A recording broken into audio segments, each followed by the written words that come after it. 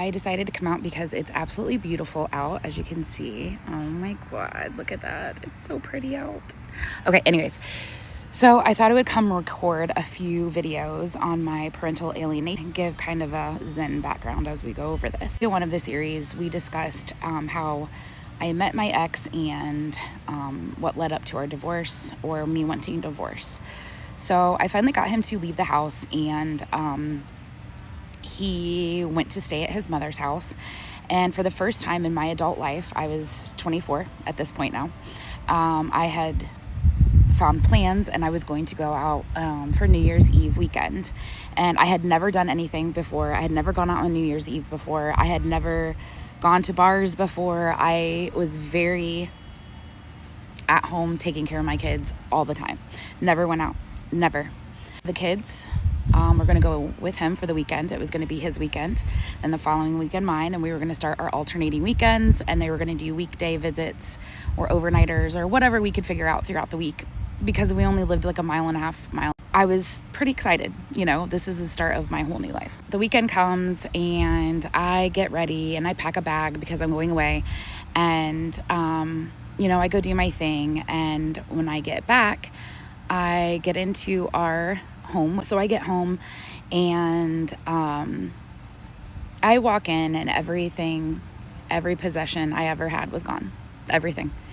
I had just bought a new refrigerator like 3 weeks prior, because the one in the trailer had died, and I had just gotten it replaced.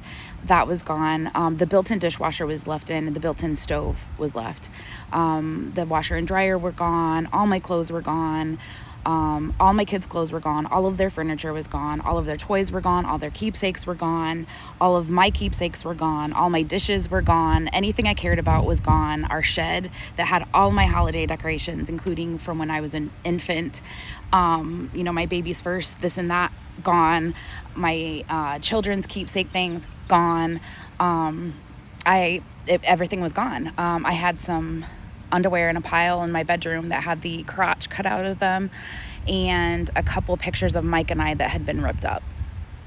And that's what was left. And there was a bean bag on the floor, and the heat had been turned off. Like, they just shut it off because, they didn't have time to have it disconnected. So it was freezing cold, and I could see my breath, and I collapsed into this beanbag and I sobbed. And I didn't even have enough minutes at the time on my cell phone, because it was 2004, to call anybody. But it didn't matter, because again, my mom lived in Texas and my dad lived in Indiana, and they were oblivious and did not care about me or what is happening in my life, or if I needed help. I was an afterthought, and I always had been my entire life.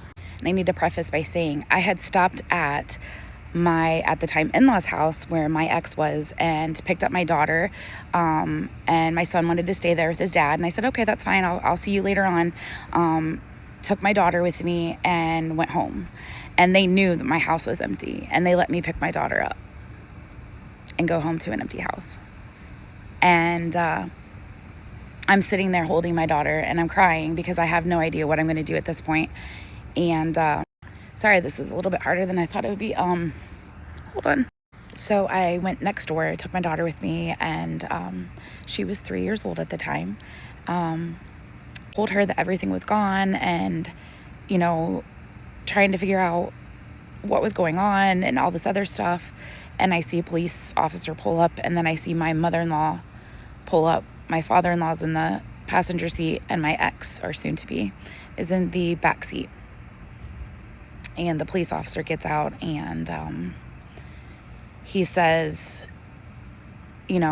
ask me if gives my name, and I said yes. And he says, is this your child, your daughter? And said her name, and I said yes. And he said, I have an emergency ex parte, and was ordered by the judge to come remove your child from your care, and I would like you to please give her to me. I bought minutes for my phone and called my mom, and I had to be very quick because I only had so many minutes, and she basically was like, I don't know what to tell you. You just have to see what the judge says. I had no one else, no one. So I decide to call this guy that I had been talking to, and he said that he would come pick me up and we could figure it out. I'm going to stop with that episode. I'm going to recover a little bit. I have to go into an area of my brain that I've healed and have kind of put in the very back, because while I wish I could say I forgot it, I will never. So yeah, and I'll work on part 3 soon.